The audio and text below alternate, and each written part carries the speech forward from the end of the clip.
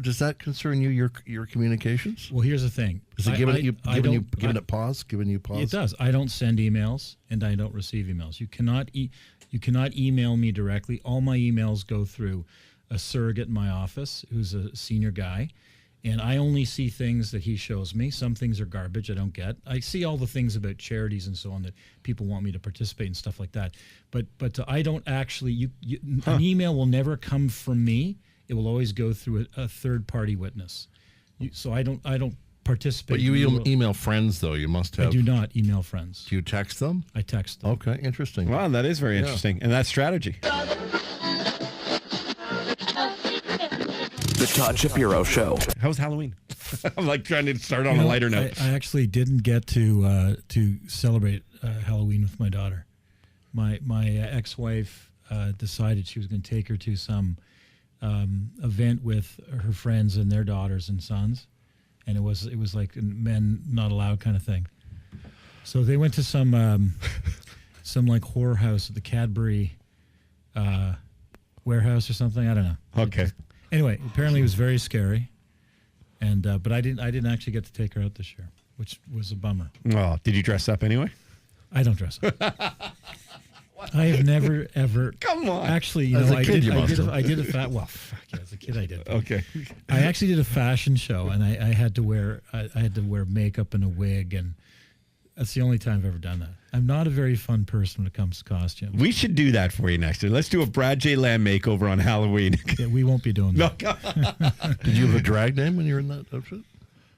No, I didn't have a drag name. I was a supermodel. I had I was a dude in nice clothing, and I had to walk the runway, and You're too sexy for your hat. You're like that guy. I was that guy. Yeah. I put that guy on. I could see that. So, I mean, that must be fun getting in touch with the creative side. I was so hammered when I did that. Only way I would have done that is if I was hammered. That's and funny. I was hammered. Do people try and those who know you well, and you're such a respected businessman, and you're a very outgoing personality and a very strong personality at that too. And there's a reason for your success because you're very knowledgeable and a visionary. But do people ever try and break down the big wall, the big Brad Lamb sort of barrier to try and get out that kind of fun side, knowing that it's chirping you, knowing that you don't want to do that stuff like your boys? Well, don't misunderstand me. I'm fun. Yeah. I mean, when I go out with when I go out with a woman, or my ex-wife would tell you, or anyone else I've been with, and my friends say I'm a fun guy. I'm just not fun when it comes to costumes. I just can't do it. I don't know. It's I always feel like I look like such a fucking knob in a costume. I just can't do it. That's kind of the point, That, Andrew. everyone does. I know, but that's what I'm saying. I don't You have should that see in me. Bilal in his Anthony Weiner outfit. Okay. Well, he looks like Did I Anthony mention Weiner. that? Did I mention that? He does. He looks like Anthony Weiner. Yeah, he does look like Anthony Weiner. South Indian, half Asian Anthony Pakistani. Weiner. Yeah, that's great. Speaking of Weiner, who's sort of... Do you have a crazy six-pack? Yeah, let's see. Right. Oh, yeah, he does have a good six. Do you have a little wiener? Because his wasn't that big when he's... Anyway. Prefer not to disclose that. Yeah, it's pretty obvious, though, I think, buddy. Okay, anyways. Speaking of Wiener, he's sort of a part of this reinvestigation into Hillary Clinton and the emails exchanges. They're investigating him for being a perv, essentially. Yeah. And through that, and through Wiener's wife, and through the connection there, they found, Hillary's got more emails going to him now, or more texts, so we're going to find this out. Are you following all this still, Brad? And next week, we will have an answer, actually, by the time you're on next week, who the next president. Yeah, I'm following it. I'll tell you this: whether or not there's anything to it, here's the thing: Hillary Clinton was warned, "Do not use your personal server for this job," and she said, "Fuck you! I'm using my personal server." So you have to live with the consequences of your decision. I mean, the concern at the time why you shouldn't use your personal server in your mansion in wherever it was, New York City, was because there's risks, and the risks are that things can leak. So if there's a risk that something leaked, you only have to look at yourself for that.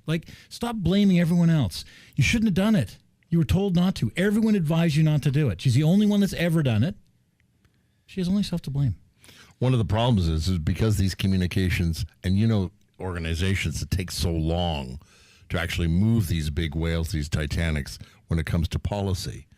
These communications have been so new, and hacking, et cetera, and all of the engineering refinements that go on with the digital age, this is now policy is now keeping pace with capabilities, and that's also one of the problems. It shouldn't have and never been allowed. It should have been verboten. There shouldn't have been any question whether you could use a personal server. No, it was allowed because she's Hillary Clinton, and she's been a power base in American politics for 30 years. And she said, fuck you. You want me to do this job? I'm going to do it. This is the way it is. I mean, she was warned clearly.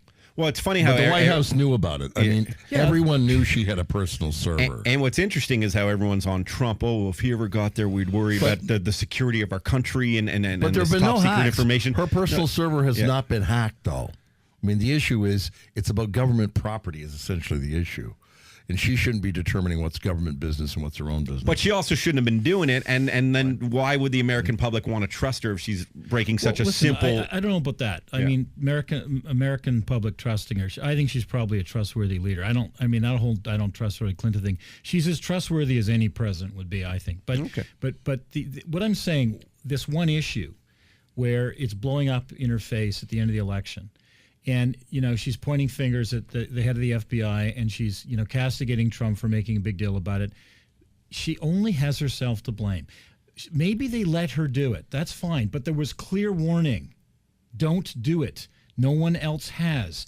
And she said, no, Correct. I'm going to do it. You're right. So now live with your decisions. She has to live with her decisions. If she hadn't have done this, if she made this decision, this would not be an issue at the last hour of this election. Are you careful about your emails? I mean, you run a big company. Brad Lamb is one of the best builders in the country, without question. You've also done the best job of branding your organization and yourself. Yeah. That's No, it's a wonderful success story. Are you? Does that concern you? Your communications? Well, here's the thing. Is it giving it pause? Giving you pause? It does. I don't send emails and I don't receive emails. You cannot email me directly. All my emails go through a surrogate in my office who's a senior guy, and I only see things that he shows me. Some things are garbage I don't get. I see all the things about charities and so on that people want me to participate in, stuff like that. But I don't actually. An email will never come from me. It will always go through a third party witness. So I don't participate. But you email friends, though. You must have. I do not email friends. Do you text them? I text them. Okay, interesting. Wow, that is very interesting, and that's strategy because people Absolutely. One of the things, and I was saying earlier in the program, I've been very fortunate because I've rubbed shoulders with a lot of very successful people who are pretty wealthy. But there's a lot of things that you would have to think of that really a lot of us wouldn't have to think of, or maybe we should more. But I mean, it's because people are out to get wealthy people, aren't they? Sadly. Well, I think that is partially true. I also think that in my personal case, smart or not, 30 years ago, I decided to name everything after me. And so by doing that, I put myself out there as a public figure, good or bad, and I have to live with it. So there's a lot of nasty shit that goes on in my life because of that. And so I just have to protect myself from that. And so part of it is that. Part of it is also that I can't deal with the amount of email that comes to me, even though I don't give my email address out to anybody. If it's a business relationship, they know where to send it. It's this anonymous email in my office. But I also did it to preserve time because I just don't have time to read email and sort through it. It's just I can't busy be guy? efficient in my life with that. I find that really interesting. So your organization, you're able to be more effective by not being overloaded by communications then. Yeah. So your guy, what's the priority you're able to pick and choose? You're not distracted all the time. I find this really interesting. Well, That's maybe one of the reasons that you do so well. Well, and a lot of people, even in their whether it's social media or whatever it is, like they're not spending the time doing what they could probably be doing best, which could probably help their income at the end of the day and their livelihood. They're getting distracted. Focus. For sure. I'll tell you, I have a social media office. Like there's someone who, and we're expanding it, that does all my social media. And we're okay at it. The reason why we're going to expand is because we need to be better. We need to participate in it. I got a guy for you, by the way. It does, I'm being serious. It does flow through me. I see it, but I don't participate exactly the way most people do with sending it out themselves. But this is the thing. I can manage. I can manage more myself as a developer than anyone else on the planet because I don't deal with email. Like I can manage. Right now, I'm managing 17 high-rise buildings across Canada, and I am involved in every aspect of the design. I actually help design the floor plans, all the facilities, what the building looks like. I sit down with the architect myself and go through all of those elements, and we're super efficient at it now. We don't have to meet anymore. It's just emails back and forth. I get a package, a printed package that's emailed to someone, and I go through it with a pen. I mark it up, it gets sent back to him. So we're an incredibly efficient unit, and I couldn't do it, honestly, if I was a slave to my social media or my email. And they phone you if there's an issue, and you talk in real time, looking at plans, etc. Exactly. And here's the other thing. Problem with email is things go back and forth, not much gets done. But if I have a package in front of me, say, grab the package, let's go through it, I'll go through page 1, page 2, page 3 very quickly and go through all the things I want to change, and then they have it and they send it back to me. So I can design a new building. I can design a brand new building in 4 weeks, a high-rise building. You still can't make a bed, though. Okay. I can make an amazing bed, but I never do. Exactly. Okay, so you Never could. Buzz Homes recently featured some offensive, inappropriate, hilarious real estate advertisements collected over the past several years, and your ads were actually commented on multiple times as being very funny and very lighthearted, having a great sense of humor. Are we ever going to go sort of see those types of ads? See? Yes. I had a sense Hey! of humor, right? Yeah, then you got too serious on us. No. No, you know what? I did all those ads because I was probably number one in the city in selling condos at the time, real estate, and everyone's always standing upright saying number one in this and number one in that. There's like thousands of number one agents in any city, right? And I just thought I'm going to make fun of that, and so I turned myself upside down. I did a sexy lying on my logo like a Brad Pitt pose, or Burt Reynolds pose, if everyone who knows who Burt Reynolds is anymore. When he had the do you know Burt I know Reynolds? you. Well, of course, Smokey the Bandit. I know. Bilal has yeah. his picture. Okay. Bilal loves Burt Reynolds. He got in a lot of trouble. I think it was Cosmopolitan magazine where he lied with a snake, I believe, wrapping his genitals. And it was before the Academy Awards were going to come out for that year. It might have been Playboy even. No, it was Cosmopolitan. Okay, and it was Deliverance was the movie he was in, and he was supposed to win an Academy Award. Everyone thought he was going to win the Academy Award. And because he came out and he did this, people thought that he wasn't a serious actor. Oh, fuck. And they blame that, or he blames that. Anyway, I did a play on that, and I've done like myself in space with little booties, putting my head on a lamb. I did That was a big. I mean, that was. So are you going to go back to that? No, because because it was done. It was done with me as a real estate agent. I see. And I just, when I'm borrowing the amount of money I borrow, I need the bank people to think I'm a serious business person. A good They point. can't think I'm a tool. I'm surprised you come back on this show. Even though I am a tool, they Okay. can't think I'm a They tool. can't think it. Burt Reynolds is doing a sequel to. Did you know that? Oh, here we and go. Bilal's pushing for it. He's been trying to Smokey and the Bitch, and Bilal loves the concept. Okay. As the bitch. Yeah, of course. Whatever works. Whatever works. Game 7 tonight. Very exciting times. Are you going to watch the game? Yeah, I'm going to watch it again. Yeah. Who are you going for? You know what? For some reason, I don't even know why, but I think for some reason I'm kind of hoping that Cleveland wins. Yeah.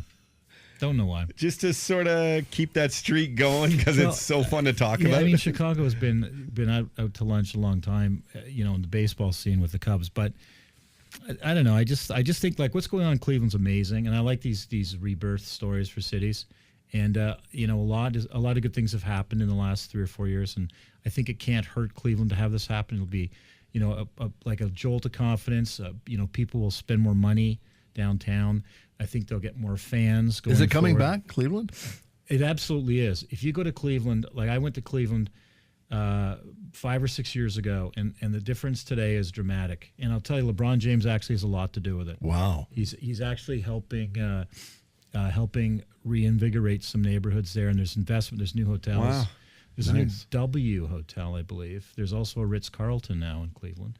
I mean, that's an amazing story. I'll tell you, because we got to know some of the Cleveland fans because we were chirping them when Toronto was playing. We did a lot of phone calls back and forth with them, and we ended up really liking them. Like we wanted to kind of go at them as a sort of hardcore and actually start this sort of war. And then what we learned about them is they reminded me a lot of sort of at least Torontonians when I was growing up, between the age of being a super baseball fan when you had time to really watch all the games. But 20 to 35-year-old sort of, you weren't so worried about business or family and stuff after that, but actually being self-deprecating and fun. Like they weren't too serious like you might have heard other Americans would be. They had a sense of being able to laugh at themselves, and I actually really got to like the type of people in that community. It's nice to know that it's flourishing and there's good people there. Does that go hand in hand, or does that not matter? Well, it's a city that it's kind of a have-not city. Well, it is a have-not city, becoming have more city perhaps. And I think that there's an inferiority complex in cities like that. Hamilton kind of suffers from the same thing. These are cities on the upswing. They're great. They're formerly great cities. You know, Cleveland was where the richest man really in the world ever came out of. Like Rockefeller started his fortune in Cleveland, the oil business. Cleveland used to be an oil center. Wow. And he, eventually moved to New York when he got very, very large. But Cleveland was quite the hub many, many years ago, and it will be again. It's a great, it's one of the cities. It's not going to get swamped when the rains come. It's going to be above water. It's got all the infrastructure of a good city. They need to rebuild some of it, but it's all there. So I think a lot of people are going to come back to the north where there's fresh water and they're not being flooded. And I think Cleveland's one of the cities that's going to survive. It's funny you mentioned Hamilton. I was in downtown Hamilton last week, and there was a homeless woman who was urinating in the middle of the street. And then I realized that's a counselor. It's a Hamilton counselor. Did you know who she was? It's a Wild City hallway. No, I didn't. I recognized her just from the website for Hamilton counselors. I'm sure. Isn't that funny though? It's pretty And interesting. you wonder actually. why the city has trouble. But it's coming on. It's rebounding too, isn't it, Brad? That is a nice segue. Okay. No, you know what? We wrote it. We wrote it down. So no, we have about $500 million of development we're going to be pushing to Hamilton in the next 8 to 10 years, 0 to 10 years. And our first project we're going to call Television City. And we bought with partners the CHCH Nice. television site. No way. Good man. It's about an acre downtown. And we're planning the highest building in Hamilton and a very tall building next to it. And there's the Southern Mansion is part of this property. It's a 1860 historic stone mansion that you do not see houses like this in Toronto. It's a spectacular old house. And the whole thing is going to be about $300 million, $400 million. Is that a good place for people to invest real estate right now? It is the best place on the planet right now. Hamilton is is on fire. Real estate prices are going up faster than pretty well anywhere in Canada. Perhaps Vancouver was Down 33%, I heard last month. Not prices, volume. Of sales. Volume prices sales. are still going up. Okay. Prices I think are up like 8% or something. Oh, interesting. Okay. But Hamilton's prices are going up. They've done a great job in James Street. Locke Street's beautiful. A lot of houses being renovated. There's probably 15 new condo projects being built downtown. The Connaught Hotel, historic hotel, is being renovated with a condo attached to it. So because we should do this more because it's promoting TorontoCondos.com, obviously, and what you do. But if someone right now is listening, going, you know what, I got $70,000 in the bank, and I wanna invest in a small condo going up, or maybe something in Hamilton. Like, how would you steer people towards your agents and as an investment property to rent out and things like that? Like, what would you say to them? Because we actually never really get into that side of it. People ask me all the time, what's the next neighborhood in Toronto? And I say the next neighborhoods in Toronto are part of the big growth of Toronto, which, if you go to Pickering and to Hamilton and north to Barrie, that's really what Toronto is going to be in 15 and 20 years. You have to see that, right? So right now you're going to buy a new condo, downtown for $800 a foot. Okay, that's what it's going to cost you to get in early and buy a condo at $800 a foot. We're going to do Television City, which is going to be every bit as good as anything we do here, at $525 a foot. So 25% less, and the rents are maybe 15 to 18% less in Hamilton. Rents are high in Hamilton. No one has built apartment buildings in Hamilton in 50 years. There's a shortage of rentals there, a huge shortage of rentals. So we're going to bring our kind of product there, and they're going to show better returns on investment than they do in Toronto. And Hamilton is really optimum as far as the GTA growth. It is. Look at what's happened to Burlington. I mean, and Hamilton's got it's next great in line. traditions, and CHCH was beloved Well, in it's still Hamilton. around. By the way, we just bought the building. They're moving. They're still in business. They're an active enterprise. They're going to move out of that building in the next 2 years and find a new home. It was too much for them. This is too expensive or too big. But here's the thing about Hamilton. You can take the GO train and be there in 55 minutes. You can be a young person. You can live in central Hamilton. You can work downtown Toronto, and you can get here faster than pretty well any other 905 community.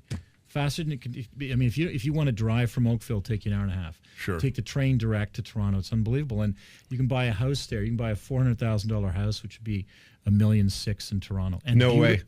Beautiful. Let me tell you, beautiful turn of the century mini mansions, the kind you see in the annex, are a quarter to a fifth of the price. And it's great value. Let's talk after the show. I'll just No, it's Hamilton is a good value. Hamilton TorontoCondos.com if you want to learn all about that. But what I want to do now is play a game. Brad J. Lamb's Receipts. Oh my God. Because my receipts are like, pizza. Nothing anything wrong with pizza, but it's $8.99. But I want to see what Brad's are. Oh, it's always a taxi. Back taxi. There's got to be a real. I'd love to go through your V's. Do you have a black card? I do. Oh, see, I'd love to go through that receipt. Yes. Well, see, those receipts don't end up in my pocket. They get sent to my office. Yeah. It's always going to be a taxi receipt, a bar receipt, or a lunch receipt. So we got to get your. It's the We got to biggest get. bar receipt you've had. Oh man, Oh, thousands. like athlete styles. The last big one I had was $700 at Le Societe Where's with that? clients. La Societe. Oh, the site. Blur Yeah. Society. Okay, yeah. Society, whatever. Yeah. That's a great At restaurant. by the way. Blurin University. Let's Love the place. let's pitch you some ideas now. You ready All for right, this? sure. Yeah. Would Brad invest in this? Brad J. Lamb is our dragon. He's a guy who's got more money than you and me and Andrew and JJ and Bilal and Lewis for sure combined. You know what? Bilal's that ass is ain't worth a saying much. fortune. No, that's not saying His much at ass all. is worth a fortune. Bilal's ass is worth a fortune. A fortune. His virgin ass. His 28-year-old virgin ass. A lot of hamsters. JJ, do you have anything you want to pitch Brad J. Lamb? Come on. Just the brand of JJ Lieberman. Just the What? just Okay, the that's brand good. of that's a good product. brand. That's a product. It's JJ Lieberman. Andrew Crystal is a supporter, a very unique style and brand of comedy that's performed on Caroline's on Broadway Comedy Club with Yuck Yucks 4 years in. I'm headlining in January. It's like probably one of the quickest to headline in the modern era of Toronto comedy. I don't know. Who the fuck is this guy? That was You'll my know him pitch. soon. That's why That we was my need the pitch. branding support. We got to do the branding support. Did I lose that one? Apparently. You didn't see what's his return going to be. Oh no, there's no return. Oh, you just get the money. Yeah, just get the money, and that's it. Andrew Christel, I'm scared. Co-hosting today. Thank you for being here, man. Very funny guy, it's legendary Canadian broadcaster here. I'm I've got this nervous. idea. I'm nervous. Don't laugh. Okay. An electric car dealership in the Middle East. That actually probably do quite well. Wow. I'm sure they're already been being planned. Tesla's probably sold their franchises to some Saudi oil prince. All right, I have But a second kudos one. for you. That's going to make lots I have of a second money. one. Novelty pajamas. You don't like to dress up, but this is nighttime. As you get older, right? I'm 50. I can't see the same way, right? Okay. So, like Odysseus, the lamb, he felt the lamb, right? Right? There's a lot of feeling with the Brad Lamb story. Heart and feeling as well as touching. So, I want novelty pajamas that glow in the dark. So, when I wake up and I have to go to the bathroom 9 times in the night, right? I can see. What do you think? Novelty pajamas that glow in the dark. Now I'm thinking, are you Think about it. Are you Don't sleeping throw alone? this idea out right away. Are you sleeping alone? No, I have a whiff. Well, so that might keep her up. See? What if she's wearing them too? Well, it might keep you both up. No, she doesn't. Now, is that a good thing?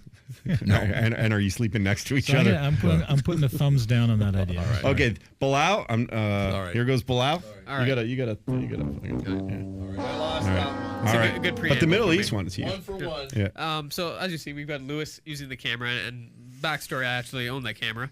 And we're not the strongest of hands. Me, Lewis, you've met Pedro. We're not very muscular men. So I think what we need is an apparatus I to was gonna say, strengthen speak our for yourself, hands. right? That's what you're No, thinking. I know Pedro. I've had dinner with on these the guys. that would but be so cool, like a hamster wheel on the camera. no, I was thinking of a glove, like a sure glove that would allow you to essentially lock your fingers and elbows and your hands into a position where it wouldn't create stress on the hand. Sorry, Brad. But it would lock you. It would lock you in an Okay, upright. filling last position. week, didn't he have a glove idea last week too? No, it's hot It was- pockets for the body. Yeah. It was. Oh, It was a sort of hand like related. taking. It was a yes. hand related thing. What's with you and the hands? I don't know. Very self-conscious. Okay, that's a fucking terrible idea. That's a standard response every week. I love it. Okay, I actually have a good idea. Hey, give me something to work with here. Okay, Brad, I like this idea. Now. And I don't think it's a big investment from you either, which is nice. So everyone's into Halloween. Like, and I'll say it was really neat, even being sort of downtown Toronto from the 2 years that I've lived in a house now, and I was used to be in condos. I've noticed a lot more families downtown. So there's a lot more families downtown Toronto taking part in the Halloween. And the Halloween decorations outside are becoming more elaborate, much like you'd see in suburbs. So I thought to myself, wow, I'm really paying attention to this. And, I'm impressed by people. But then what happens right after Halloween ends? The second after Halloween ends, people take that stuff down and then start putting up Christmas decorations. So I thought, because every 2-in-1 idea to me is $1 million idea, why don't we have like a ghostly Halloween thing that you just flip around and now it's a reindeer. So you don't have to go up, take down straight, or you have a tree that has, crazy sort of things, and then you pull it down, or you flip something up and it's a tree now, which is Halloween with Christmas ornaments and stuff. So you don't have to do double the labor of removing everything. 2-in-1. What would Kevin O'Leary say to that? There's a Don't very give up your day job. Brad, you know what? All you guys, I'm very interested in this because there was an actual product that was introduced to me. I got a call. This guy comes in, not a joke, holding a urinal, right? And I go, what? He goes, it's very light. It's a polycarbonate. This is not a joke. It's a waterless urinal manufactured by the Germans, okay? And it's in Zurich. It's Swiss German. Waterless urinal, so there's no water fees. It doesn't stink because they are able to de-acidify the uric acid. And it has a hi-fi enabled, high-def flat screen embedded in the top of the urinal. So if you're live streaming at a stadium, you get to see the game live streamed. Like it's an actual product. It's 4 years in Europe. You know what? And it's just coming out here. Yeah. And these are actual clients of mine. That's a great idea. I tell you something. You often, when you're driving, and you're driving a long distance, you have to take a piss. Yep. You can get out and pee on the road, which I do all the time, which isn't probably right, but I do it. You get out of the It's either Ferrari that and go or and take a I piss on the side? Piss in my car. Do you get out of the Ferrari and go take a piss on the side? Sometimes You're I the do. king, man. Sometimes That's why I love or you. If I know I'm going to be staying out late and I'm with a lot of people, I'll get a car that night and I'll make the driver pull over and go into an alley. And that does happen on time. Hate to say it. That idea is great. It's a real product. It's a fantastic. company called Swiss Eco is the distributor, and they're my Yeah. clients. Yeah, that is a I very have a good marketing idea. firm. I So like that idea. That's a very good idea. Isn't that interesting? We have one more game for you, Brad, and then we have Brittany Cristanos coming in to talk about a book. We're going to get like nicely inspirational here. This is a 19-year-old girl who didn't speak until after the age of 7. She's got a book. Brad, we kept you on longer. I'm going to play some Jeopardy music here for this one. We have 3 stories because you're a parent. How old's your daughter? She's going to turn 4 in 2 weeks. Oh, congrats. And a great dad. She came back from Disney World a couple months ago. There are some bad parents out there. I don't know if you've heard. Yes, I've heard. So I have a piece of paper here with some stories, and one of them isn't true. I want you to tell me which one isn't true. A mother arrested for leaving a child at Taco Bell. A hunter dad went out and his rifle discharged, and that discharge shot 2 children, 2 of his kids. Or parents injected children with what they quoted as to help them sleep. Feel-good medicine. They injected them with heroin. Feel-good medicine to help them sleep. Okay, that story I know is true because I saw that story in the news. Is that it? Those are the 2 That's stories? true.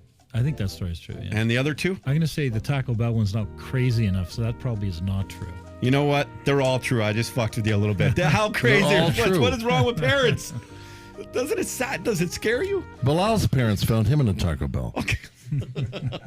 They just disown him because he's Muslim. It's very confusing. To this day, Well, there's pork there. it's hard for him to find a restaurant. To this day. What I wanted to do, though, because Brad, not to kiss your ass too much, but I do have the utmost respect for you. At TorontoCondos.com. Go there for great investments and live in a lamb, the highest standard condominium finishes you're going to find in the entire industry. This is actually a very nice story, and Brad, I think for someone like you, you'll love this story, and this is a true story, especially someone who travels a lot. I found this is a really nice story, and there's no joke here whatsoever, I promise you. Dad takes his daughter trick-or-treating on a plane so she wouldn't miss Halloween. They were traveling during the time you would normally go trick-or-treating. She sat in a row, and he went down and gave every single passenger candy. And then he asked him very politely with a note and said, would you mind if my daughter walks down the aisle of a plane and, does her trick-or-treating, and you give her candy? And I feel like that's something you would think of That's him do. so sweet. Yeah. Isn't that sweet? That's nice. Yeah, no joke. Just thought it would be humility, man. That's I'm glad I didn't sit beside that kid. Okay. I hate kids. I hated myself as a child. I hate kids. Brad, enjoy the World Series game tonight. Yes, sir. And let's get out to a Raptor game one time soon. I'm going on Friday, by the way. Oh, way to rub it in. By the way, the Warriors are coming to town November 16th, so if you have tickets for that one. I have tickets for that one. If you don't... Well said. If you don't have a date for that one, thank you to Brad J. Lamb. Go and follow him on Twitter and TorontoCondos.com. All right, we really appreciate you watching that video. Make sure you check out some more videos. Why not? Let's get caught in the Shapiro Show vortex right here. Or you can subscribe to the channel right here and check out videos at any point because we're going to give you all the alerts. We do appreciate you being a part of our family. Most families hate each other. Not ours. We love you.